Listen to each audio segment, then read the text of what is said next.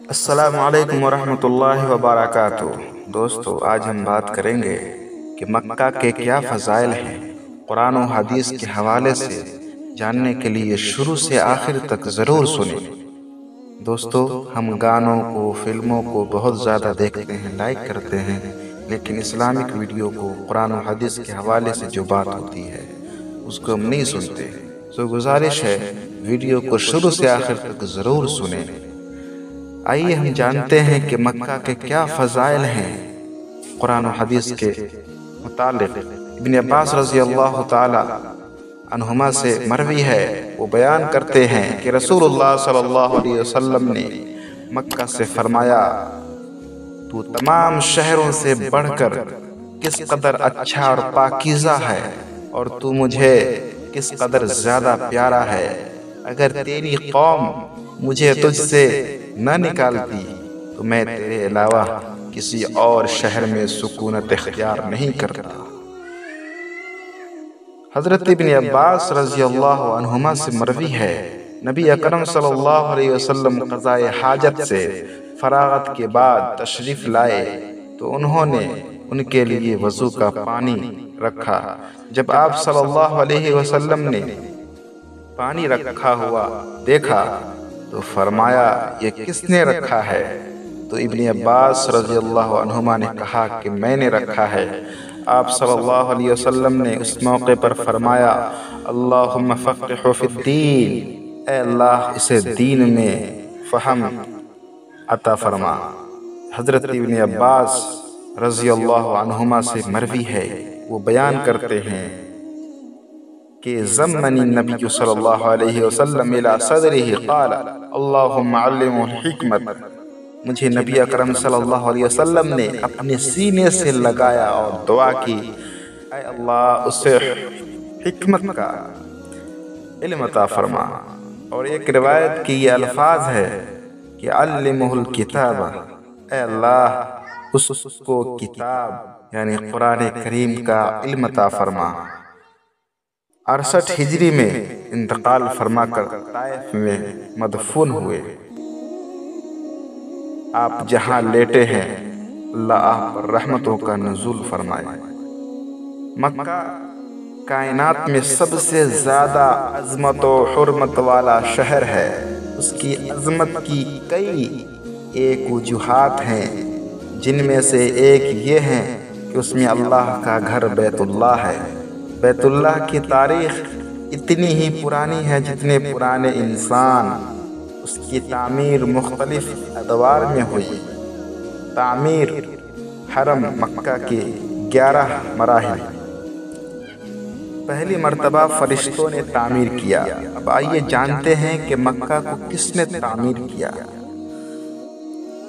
جو خانہ کعبہ ہے، بیت اللہ ہے، اسے کس نے تعمیر کیا؟ کس نے تعمیر کیا؟ پہلی مرتبہ فرشتوں کا ذکر آتا ہے۔ دوسری مرتبہ حضرت آدم علیہ السلام نے تعمیر کیا۔ تیسری مرتبہ حضرت آدم علیہ السلام کے بیٹوں نے تعمیر کیا۔ چوتھی مرتبہ حضرت ابراہیم و اسماعیل علیہ السلام نے۔ پانچویں تعمیر عمالیق نے کی۔ چھٹی بار بنو جرہم نے تعمیر کیا۔ ساتویں بار نبی صلی اللہ علیہ وسلم کی جدہ مجد عیسیٰ بن کلاب نے کی۔ آٹھویں بار قریش نے کعبہ کی تعمیر کی، جس میں خود محمد صلی اللہ علیہ وسلم نے بھی شرکت فرمائی۔ نویں تعمیر حضرت عبداللہ بن زبیر رضی اللہ عنہما نے کی۔ 10ویں تعمیر حجاج بن یوسف نے خلیفہ عبد الملک بن مروان کے حکم پر کی۔ 11ویں مرتبہ سلطان مراد چہارم عثمانی نے 1040 ہجری میں کی۔ نیز اس بیت اللہ میں ایک نماز پڑھنے کا ثواب 1,00,000 نماز کے برابر ہے۔ اس کی طرف منہ کر کے بول و براز کرنا سخت منع ہے۔ حضرت جابر بن عبداللہ رضی اللہ عنہما سے مروی ہے، وہ بیان کرتے ہیں کہ نہا نبی صلی اللہ علیہ وسلم کہ نبی صلی اللہ علیہ وسلم نے منع فرمایا ہے کہ ان نستقبل القبلة ببول فرأيته قبل ان يقبض بعام يستقبلها۔ نبی صلی اللہ علیہ وسلم نے منع فرمایا ہے کہ پیشاب پیخانہ کرتے ہوئے قبلہ کی طرف منہ کرنے سے۔ بس آپ صلی اللہ علیہ وسلم کی وفات سے ایک سال پہلے آپ صلی اللہ علیہ وسلم کو قبلہ کی طرف منہ کر کے قضائے حاجت کرتے ہوئے دیکھا۔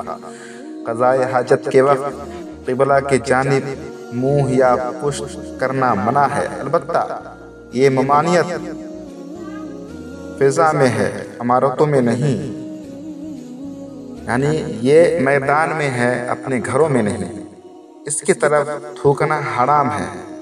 سیدنا ابو سعید خدری رضی اللہ تعالی عنہ سے مروی ہے، وہ بیان کرتے ہیں ان نبی صلی اللہ علیہ وسلم، یہ صحیح بخاری کی روایت ہے، نبی اکرم صلی اللہ علیہ وسلم نے مسجد میں قبلہ والی دیوار پر بلغم دیکھا، کھکھارا دیکھا، تھوک دیکھا، تو آپ صلی اللہ علیہ وسلم نے اس کو کنکری کے ساتھ دیوار سے کھرچ دیا۔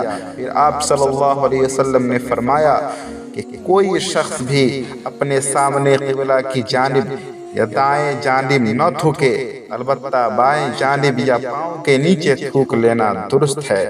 یہ اس وقت کی بات ہے جب مساجد خادم یعنی کچی ہوتی تھی اور ریت وغیرہ نیچے ہوتی تھی۔ پہلے کے مساجد میں ریت ہوا کرتی تھی، کچی ہوا کرتی تھی، اس لیے مسجد میں اگر تھوک دیا جاتا ہے تو اس کا کفارہ دفن کرنا تھا، یعنی اس پر مٹی ڈال دینا۔ لیکن اب فرشتوں والی مساجد میں رومال یا کپڑے سے صاف کرنا یا دھونا ضروری ہے، اور یہ بھی ہے کہ اس میں واقع اللہ کا گھر بیت اللہ اللہ کا سب سے پہلا گھر ہے۔ ارشاد اللہ رب العالمین ارشاد فرماتا ہے ان اول بیت وسع للناس الذین ببکۃ مبارکا وہدی للعالمین۔ دوستو ویڈیو کو ضرور سنیں۔ حدیث کے اندر آتا ہے، حدیث میں آتا ہے کہ آپ صلی اللہ علیہ وسلم نے فرمایا کہ اول مسجد وضع فی الارض المسجد الحرام، زمین میں پہلی تعمیر کی جانے والی مسجد حرام ہے۔ سیدنا عبداللہ بن عدی بن حمراء رضی اللہ عنہ سے مروی ہے، وہ بیان کرتے ہیں کہ میں نے رسول اللہ صلی اللہ علیہ وسلم کو مقام حزورہ میں کھڑے دیکھا۔ آپ صلی اللہ علیہ وسلم نے مکہ کو مخاطب کر کے فرمایا واللہ انک لخیر ارض اللہ واحب ارض اللہ الی اللہ ولولا انی اخرجت منک ما خرجت۔ اے مکہ، تو اللہ کی زمین سے بہتر ہے، اللہ کی ساری زمین میں سے پسندیدہ ہے۔ اگر میں یہاں سے نہ نکالا جاتا تو میں تجھ سے کبھی نہ نکلتا، میں تجھے کبھی نہیں بھولتا، نہیں چھوڑتا۔ سیدنا ابن عباس رضی اللہ تعالی عنہما سے مروی ہے کہ رسول اللہ صلی اللہ علیہ وسلم نے فتح مکہ کے موقع پر فرمایا تھا اے شہر، اس شہر کو اللہ رب العالمین نے اسی دن سے حرمت والا بنا دیا ہے جس دن آسمان و زمین پیدا فرمائے تھے، اس لیے کہ اللہ رب العالمین کی مقرر کی ہوئی حرمت کی وجہ سے محترم ہے۔ یہاں کسی کے لیے بھی مجھ سے پہلے لڑائی جائز نہیں تھی، اور مجھے بھی صرف ایک دن گھڑی بھر کے لیے فتح مکہ کے دن اجازت ملی تھی۔ اب ہمیشہ یہ شہر اللہ کے قائم کی ہوئی حرمت کی وجہ سے قیامت تک کے لیے قابل احترام ہے۔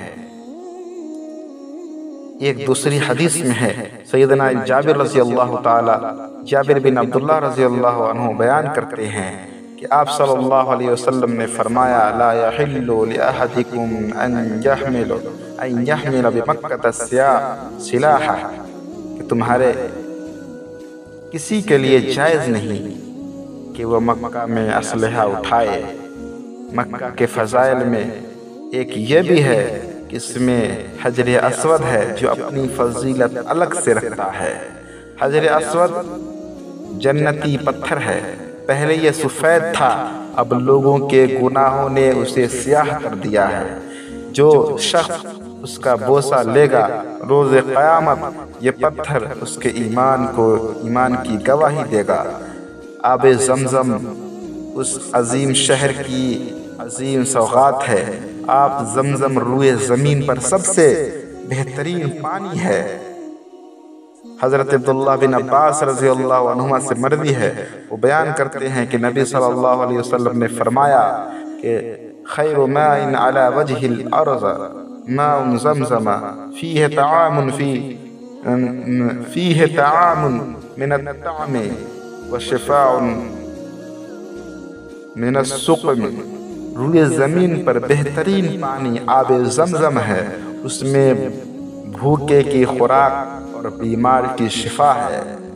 حضرت جابر رضی اللہ تعالی عنہ سے مروی ہے کہ اللہ کے رسول صلی اللہ علیہ وسلم نے فرمایا ماء زمزم لما شرب لہ، جس نیک مقصد کے لیے، جس ارادے سے آب زمزم کا پانی پیتا ہے، چاہے وہ بیمار سے شفا ہونے کے ارادے سے پیتا ہے یا صحت یاب ہونے کے ارادے سے پیتا ہے، آب زمزم پیتا ہے، وہ مقصد پورا ہو جاتا ہے، بس ارادہ خالص ہو۔